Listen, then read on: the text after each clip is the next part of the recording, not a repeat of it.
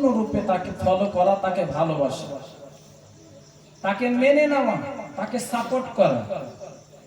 কোন ব্যক্তিকে যদি আপনি সম্পূর্ণরূপে যদি ভালোবাসেন তাহলে তার গীবত করবেন? করবেন না, কখনোই না। আপনি যদি কাউকে অন্তর থেকে ভালোবাসেন তার কোনো দিন আপনি তার ব্যাক সাইড কোনো জায়গাতে আলোচনা সমালোচনা করবেন না। কেন? তাকে আমি ভালোবাসি। কোন ব্যক্তি যদি কোনো ব্যক্তিকে মহব্বত করে, প্রেম করে, ইশক করে, তাহলে গেলে ওই ব্যক্তির কোনো দিন কোনো জায়গাতে সমালোচনা করবে না। কিন্তু দেখেন আজকে ওয়াহাবি, দেওবন্দি, লামাজহাবি, কাদিয়ানি, আহলে হাদিস যারা এগুলো মার্কা দল আছে, সুবহানাল্লাহি ওয়া বিহামদিহি, তারা বলে নবী আমার মতো, নবী ইলমে গায়ব জানে না, নবী নূর না, নবী মাটিতে মিশে একেবারে মাটির সঙ্গে মিশিয়ে গেছে, বলে নাউজুবিল্লাহ। তারা কখনোই আমার নবীর প্রেমিক প্রেমিকা হতে পারে না যারা নবীর উপরে তোহমত লাগাবে। কেন? আল্লাহ তাবারক ওয়া তাআলা নিজেই বলেন ফাত্তাবিউনি, তারা যেন আপনার ইত্তেবা করে। যদি আপনার ইত্তেবা করে আমি আল্লাহ তাদেরকে ভালোবাসবো। জোরে বলি সুবহানাল্লাহ। বেরাদার বন্ধুগণ আমার, ওগো আমার মা বোনেরা, বাবাজি ও ভাইরা, নবীর সঙ্গে কেমন করে প্রেম করবেন, ভালোবাসা করবেন বাবা গো? নবীকে কেমন করে ভালোবাসলে গেলে সত্যিকারী ঈমানদার হওয়া যাবে, নবীর প্রেমিক হওয়া যাবে। এই যুগে অনেকে বলে আমরা নবীর দিওয়ানা, কিন্তু সত্যিকারী তার মধ্যে যদি দেখা যায় নবীর মহব্বত এক ফোঁটা তার অন্তরে পাওয়া যাবে না, তার অন্তরে একটুকু মহব্বত দেখতে পাওয়া যাবে না। বেরাদার বন্ধুগণ আমার, মা বোনেরা, তাহলে মা কেমন করে আমার নবীকে ভালোবাসবেন? কিভাবে ভালোবাসলে গেলে আপনি সত্যিকারের নবীর প্রেমিক প্রেমিকা হবেন রে মা? চলেন বাবা, আজ থেকে 1450 বছর পূর্বে সাহাবীদের জামানাতে চলেন। বেরাদার বন্ধুরা আমার, মা বোনেরা, হযরতে আবু বকর সিদ্দিক রাদিয়াল্লাহু তাআলা আনহু কেমন করে আমার নবীকে ভালোবেসেছেন, কেমন করে আমার নবীকে প্রেম করেছেন, ইশক করেছেন। বাবা আবু বকরকে জিজ্ঞাসা করেন, ও গো আবু বকর, তুমি বলো আমার নবীকে কেমন করে ভালোবেসেছো, যার জন্য তুমি জান্নাতি ব্যক্তি হয়েছো, যার জন্য তোমার মর্যাদা এতটা সম্মান বৃদ্ধি হয়েছে? আবু বকর বলবে, এই দুনিয়াওয়ালারা তোমরা শোনো, আমি নবীকে এতটাই মহব্বত করেছি, এতটাই ভালোবেসেছি, আমার নবীর সঙ্গে আমি হিজরতের দিনে আমি ওই গারে হেরার মধ্যে আমার নবীকে আমি ওই গারে হেরার মধ্যে দিয়েছিলাম।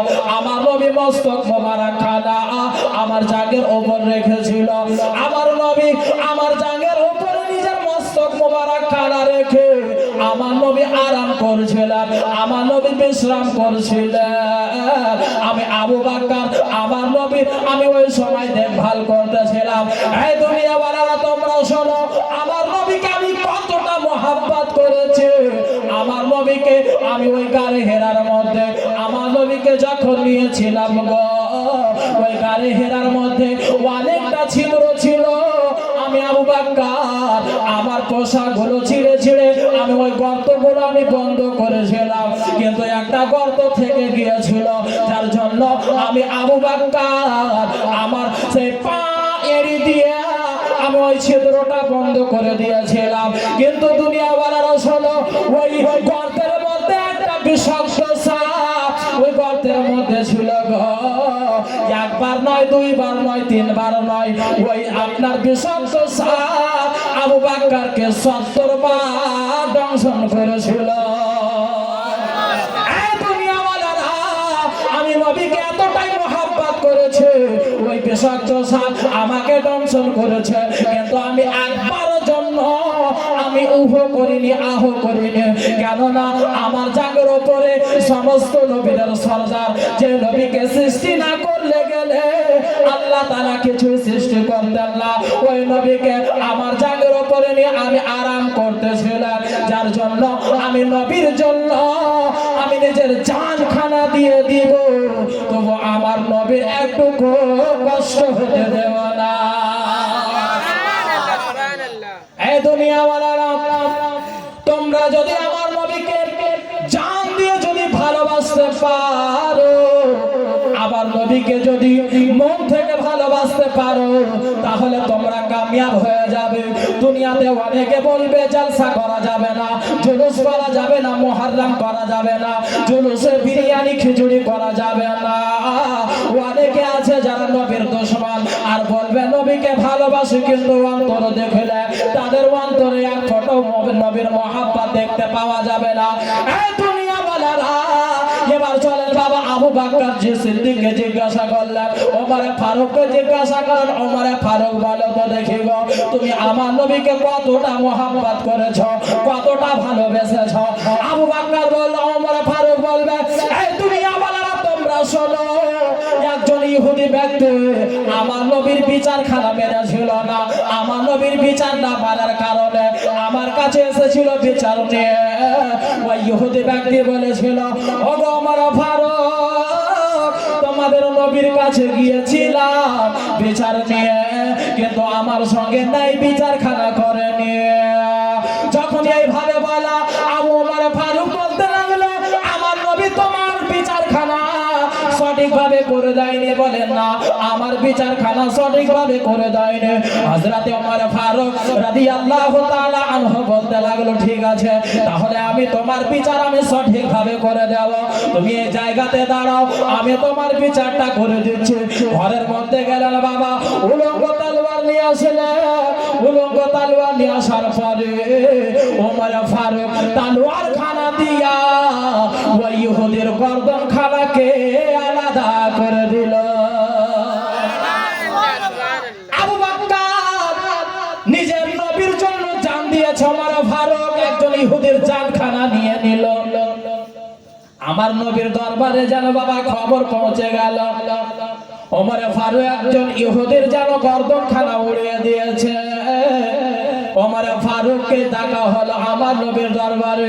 আমার নবী জিজ্ঞাসা করে, ওমর ফারুক, তুমি কি এই ইহুদির গর্দনখানা উড়িয়েছো? বলে, ইয়া রাসূলুল্লাহ, ইয়া হাবিবাল্লাহ, ফিদাকা আবি ওয়া উম্মি, ইয়া রাসূলুল্লাহ, নবী গো, আমার মা বাবা আপনার পদতলে কুরবান হয়ে যাক, ইয়া রাসূলুল্লাহ।